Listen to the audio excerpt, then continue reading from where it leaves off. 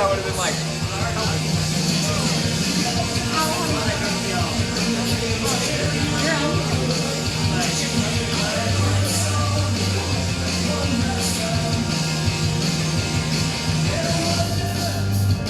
but just like anything, like I always had moments where I would just like despise my dad. Like I wanted nothing to do with him.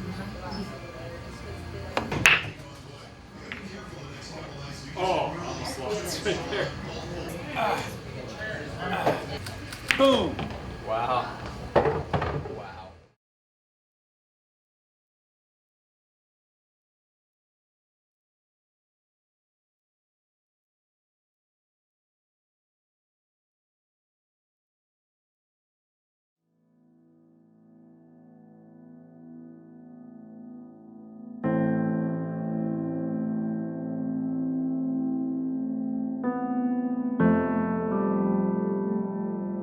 You know, my dad didn't talk to me for 2 weeks because I got 3rd place in Endurocross. Like, it was ridiculous. And he flew out the airport the next day. My mom and sister drove home because at that time I was on the satellite KTM team. So my family was going out of their way to help me when I was trying to finish school.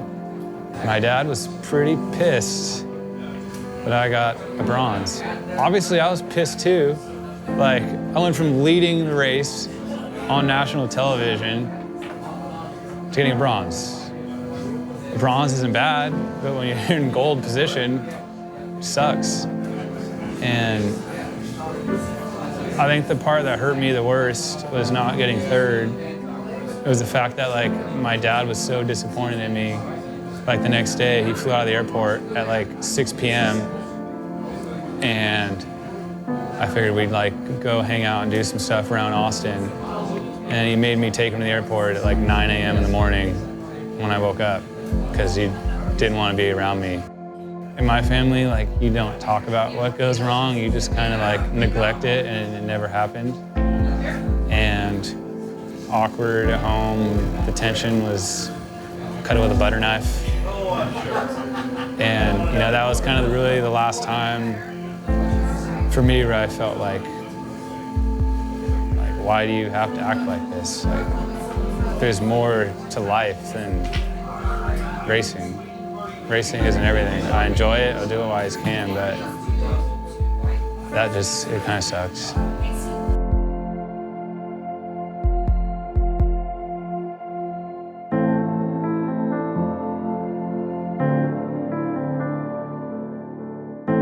You know, disagreements and I guess periods of time where we didn't even talk to each other, go out riding, like no one even talked to each other on the way out to go riding just because, you know, he wasn't happy with something I did and it was kind of when I was first getting in the pro class, national trials, there was a lot of moments where I wasn't really happy after the event. I knew I could ride better, but just mentally I wasn't there, maybe trying to compete. And it kind of seemed like my dad laid off a little bit. We wouldn't go riding as much anymore. And then I actually had my license at that point too. So kind of when that first happened, maybe about 15, 16, we were always arguing. Nothing was ever going right. My results like weren't as good as what they used to be. I mean, I was still riding well, but just, I didn't see the progression there for a while. A couple years ago, I had a lot of people tell me after, you know, I won a trials national championship and started doing really well in the Endurocross series. A lot of people were telling me they never would have thought I ever would made it to where I am today, just because of the amount of pressure my dad put on me. And you know, they saw how much he was pushing me.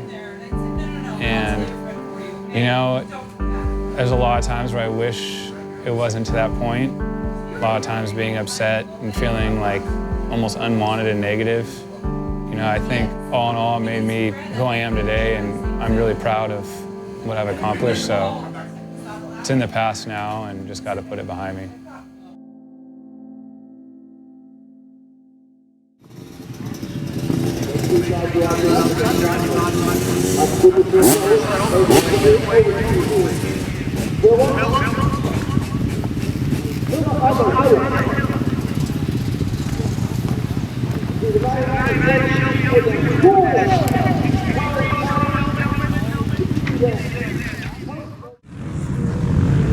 Stand next. Yeah, I'm tired of starting freaking last. Fastest kid out there and freaking starting dead last. Vann's been like that though, hasn't he? I mean, he usually gets good starts. Does he usually get hole shots? Yeah, usually it's up in there. There, that looks a lot better. There we go. What's his 20? Yeah. There we go. That's what we're looking for. Now Mitchell's last.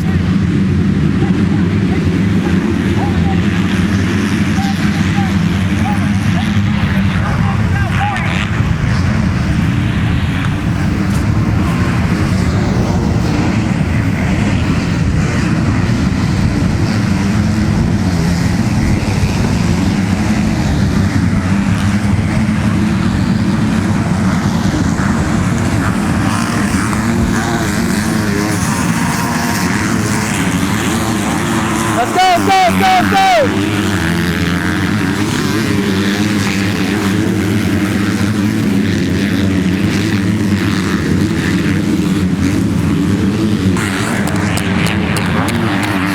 Come on, push!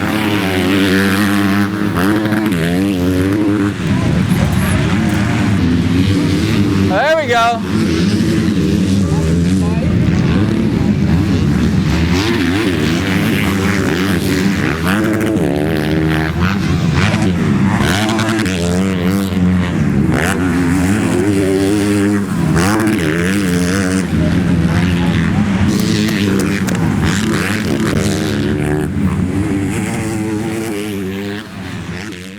Loretta's is gnarly. I mean, it's the biggest amateur national out of the whole year, and that's really the one that everyone focuses on throughout the whole year. You can really suck at all the other amateur nationals, but it comes to Loretta's and you kill it. I mean, that's proving a point just because everyone's there and it's the biggest amateur national and everyone's gonna see you if you kill it at Loretta's. I mean, it really is what kind of makes or breaks your career. I mean, you could go from being a nobody and not doing good at all in the amateur nationals throughout the year, and then if you kill it at Loretta's and win a championship, I mean, people are gonna look at you for sure, and it could definitely get you a good ride if you kill it at Loretta's.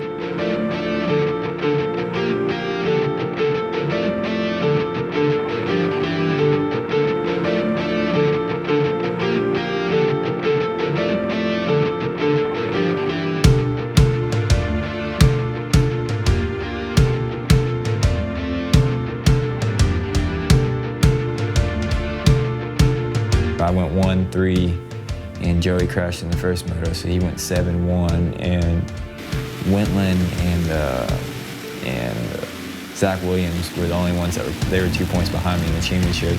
And going in the third moto, I was winning the points by 2 points, and nLynn was like in second behind Joey, and Zach was in third, and I was in fourth, and I had to pass one of them to win the championship, and I caught up to Jesse because he was in third, and I almost had him, but I just crashed and blew it all. And if I would have won, I mean, I most likely would have got a ride. Like I was talking to the team, my dad was talking to the team. If I would have won, I would have got a ride, and things would have been completely different now.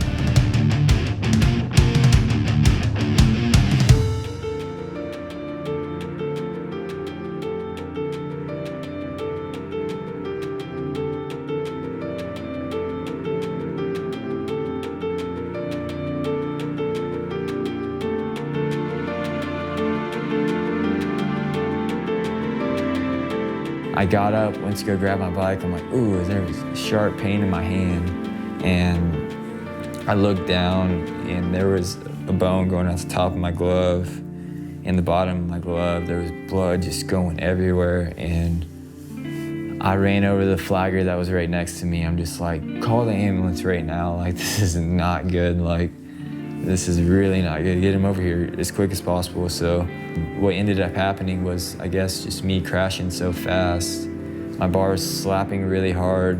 Whenever I was going over, my brake lever went all the way through my hand. And now it's really all disformed. They had a big external fixator on it to get all the bones back in place for a month or so, and then they went in and did another surgery and took a piece of bone out of my hip, put it down and plated it, and I mean, it felt good after the surgery, but now it gives me problems.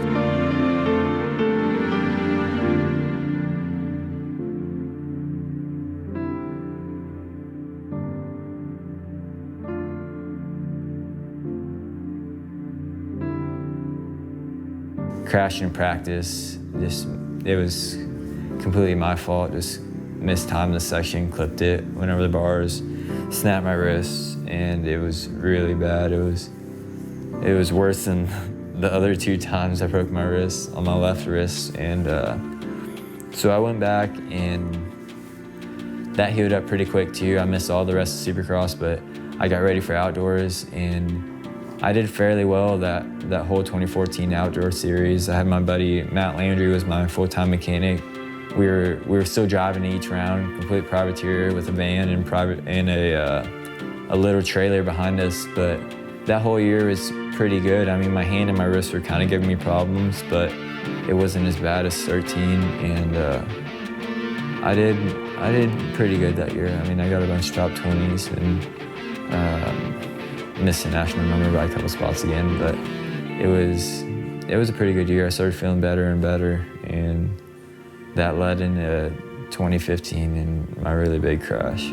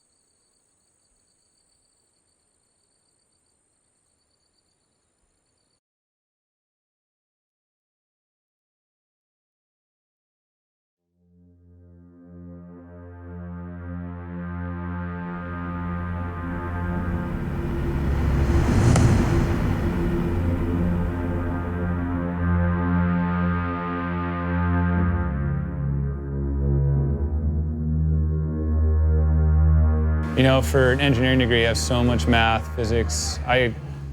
So once I eventually finished community college, I had 4 associate's degrees. So just from prerequisites to transfer. So I guess you could say at that point I was already farther ahead than 90% of all other dirt bike riders. But, you know, I transferred to San Jose State. I was still determined and, you know, still racing at that point. Racing got even more serious. So I was determined to get school done, and I was determined to train even harder. So I raced Facebook for a year. I quit jacking around on social media and started hammering out on the road bike, hammering out motos, and really kind of from there on out determined to get through school. And my last 3 years of school, after transferring to the state school, to the university, I had above a 3.5 for 3 years straight.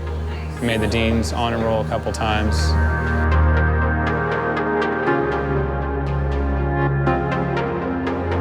After races, it's weird to have people tell me, congrats on your degree, like that's so much more awesome than anything you've accomplished. And I'm like, you know, it makes me really feel really good about myself. And at the same time, I look back at it, and it's like, what are these moto kids doing who don't even have a high school degree? What are you gonna do? The percentage of margin, or like the percentage margin of people who actually achieve their goals is very slim. And, you know, I've made it work out for me. A lot of hard work, a lot of dedication. But at the same time, like, I could be working a normal 9-to-5 job, ride whatever dirt bike I want when I want for fun. And with a normal job, you get healthcare, your 401k. Like, I gotta spend a bunch of money every month out of my own pocket for healthcare, because I'm not gonna expect anyone to do that for me, you know? Like, if I want to risk getting injured for my job, I'm gonna do it. So, you know, it's kind of almost upsetting that it's not a normal thing for kids to get through school. You have to do it.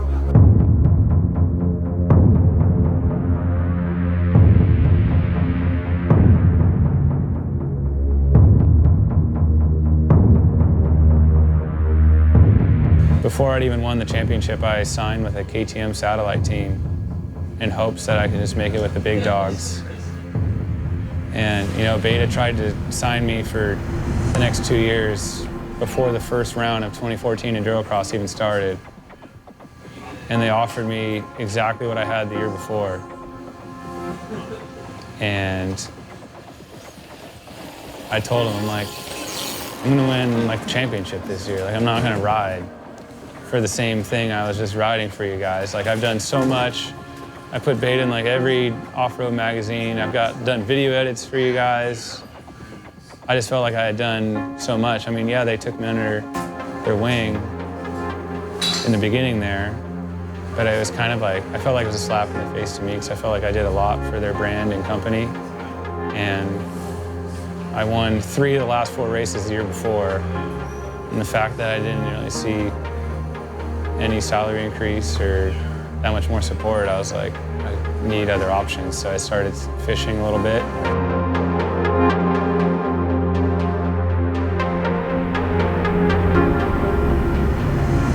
You know, they did their best for me, but I think they're a little in over their head having a top rider. But, you know, they tried, definitely did their best, and I had a lot of support from the factory KTM too. And, you know, I wasn't sure what was gonna happen. I was either gonna stay riding for them, maybe end up on Husky, or maybe end up on KTM, I wasn't sure. Turned out that KTM was factory team was wanting to hire me. And now I got Red Bull too, and just the amount of effort they put in their athletes it's awesome. But, you know, for a while there, I was pretty angry and upset with the guys in orange. I felt like I had to just keep beating their riders over and over before they'd have to hire me. And it worked out in my favor.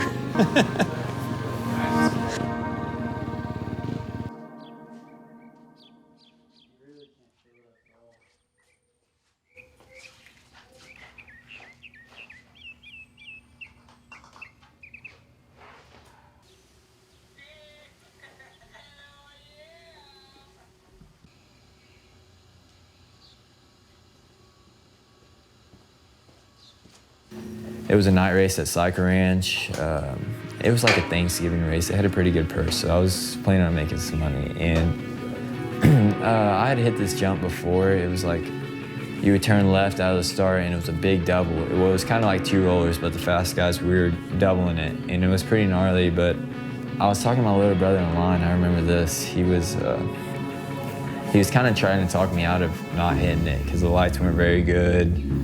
I got like a couple laps of practice because I showed up pretty late, and he was like, dude, I don't think you hit it this time. I'm like, shh, I got it, don't worry about it. And I had the hole shot, and I went around this berm, and I still remember, I didn't get knocked out or anything, but so I had the hole shot, was ripping this berm, go to huck it, and the lights weren't really angled at the face very good, so I didn't see this edge on the very right, and it just clipped my foot and ripped my foot off the peg, and next thing you know, I'm just Superman through the air, holding on my bars, my feet are above my head, and I go straight into the landing, and my body just lands right on the face, head first, and I flipped, and it was a really gnarly crash, but completely destroyed my face. I broke my skull in 3 different spots up here, completely like crushed my eye socket, broke my nose really bad, as you can tell. And yeah, and they said I had like brain bleeding and sitting in the hospital for 2.5 weeks. I mean, it had me thinking about everything. I was over it. I'm like, dude, this isn't worth it. Like, I'm struggling to make it to these races. I'm trying to ask all these people for money. Like, I'm not even making money. Like, why am I doing this? I just almost killed myself. Like, I'm not doing this anymore. Like, whenever my face heals up, I'm gonna go work at the shop. I'm just gonna get a normal job. Like, if I work at the shop for a while, I might like climb up to there. If I don't like that, I'll go back to college. I mean, I was over it. I was like, I'll ride for fun, maybe I'll keep a bike, just ride for fun. But yeah, at that point, sitting in the hospital, almost dying, kind of put it into perspective that this isn't everything, and I'm not even making that money at this, and putting my life on the line and not even make money, so it's not even worth it. Like, I'm done with this whole racing thing.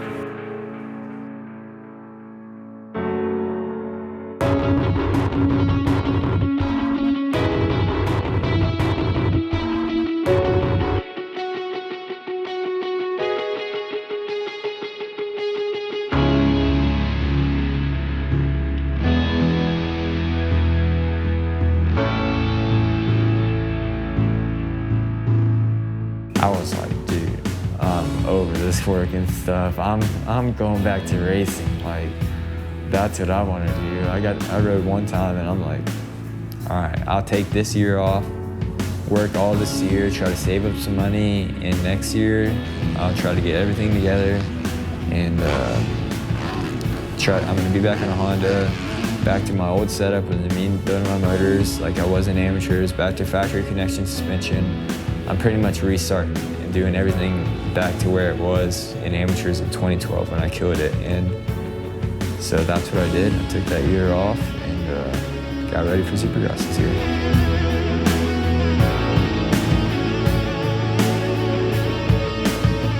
God gave me my 2 feet to still walk on. I think he has a plan for everyone. So if I could still race a dirt bike, I mean, I'm going to race it. And I'm like, I told Miranda and my dad that pretty much, and I was just like, you know, I might not like it, but it's what I want to do. Like, yeah, I don't, if I get hurt, I get hurt. Like, it's part of it, you know. And they were pretty bummed at first. Like, Miranda was super bummed. My dad wasn't too bad. I mean, he kind of, when he went to go see me ride, like after I was riding for a little bit and just riding for fun, like, I felt really good, and he went and watched me ride, and he started getting pumped on me again. You know, he was like, all right, let's go back racing. Like, you look good, let's go. But Miranda was a different story. I mean, my mom too, she was kind of beat up about it. They thought I shouldn't, but it's what I wanted to do, and they just kind of had to deal with it. But now they're happy because I'm doing good and haven't been hurt for a while, so.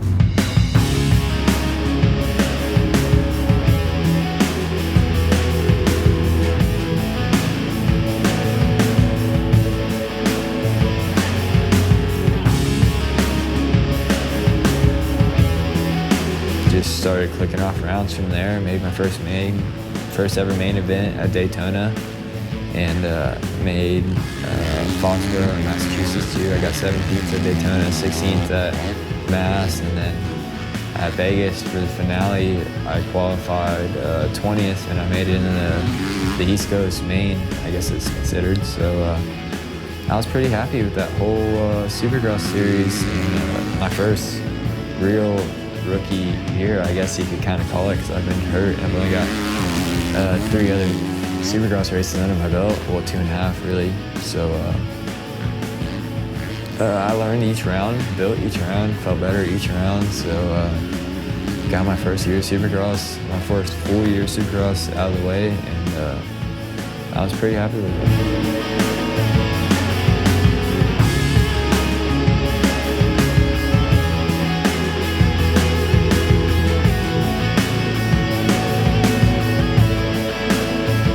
That's the ultimate goal, is to get that factory ride or get a good ride where they're paying for all my expenses and I could actually make some money. And that's the goal, but it's harder said than done. And I'm gonna do everything I can to make it happen. I'm gonna put in the work. I mean, and I'm staying here at Cooper Webb's house. I'm gonna train with him. I'm gonna do everything I can to get back to where I was riding-wise in 2012 and start really putting in results and getting my name out there.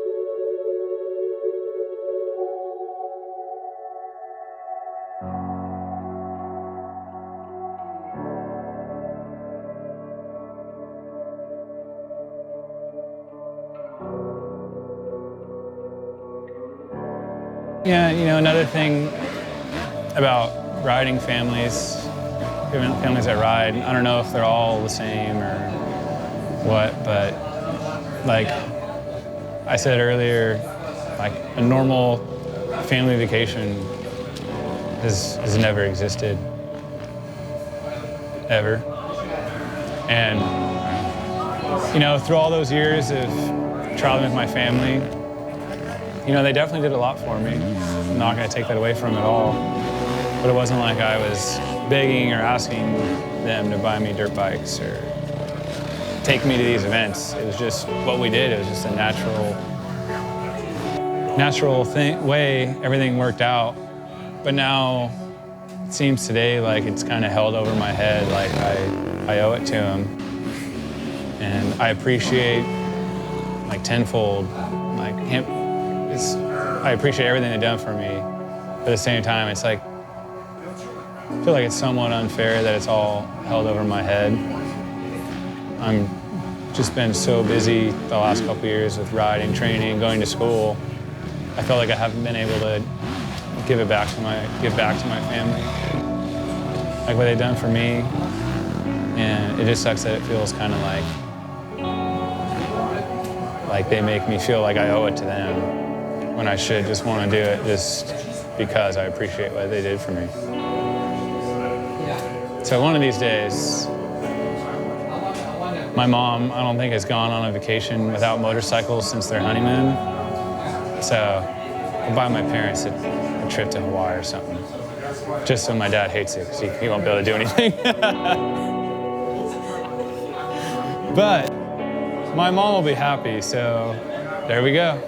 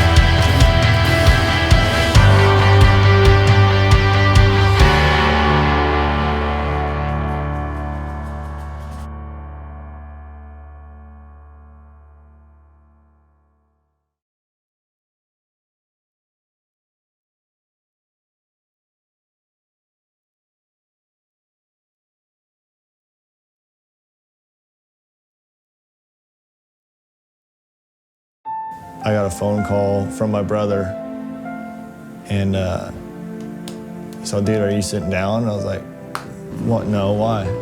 What's going on? He's like, dude, you need to come home. You need to find a way to get home. And I was like, what? No, just tell me, like, what the hell happened? He goes, Dad shot himself today. And my heart just sunk.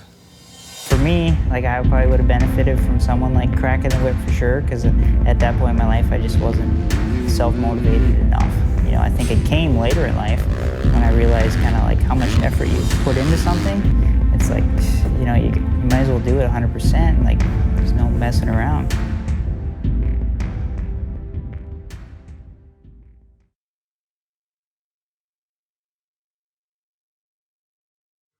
I saw the infamous Sean Collier episode. I punched my dad in the face one time too. That had nothing to do with riding though.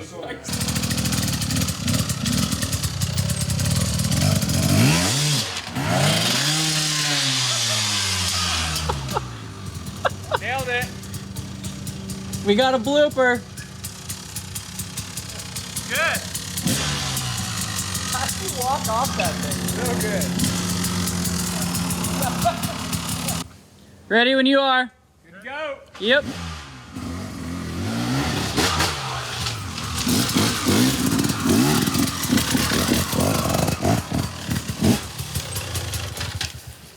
Do you want to do that one again? Yeah, I told you I couldn't ride in that sand. You're good. I'm out of it. That good, that good. Don't even... Oh, you want to see some waves? Let's put in the latest dirt bike movie. You'll see some more slow motion waves here. So I just like to make people be like, what the hell is that guy doing that for? And I think it's fun, it's cool, it's different. Doesn't hurt as bad when you fall, going slow, but it still takes a tremendous amount of skill, and it just kind of blows people's mind. Like they don't even recognize that the stupid things I do is even possible. And I know it's stupid. I know no one else wants to do it, but I guess that's why I'm good at it, because no one wants to. I don't know. It gets me the likes on Instagram. No DMs, but it gets me the likes.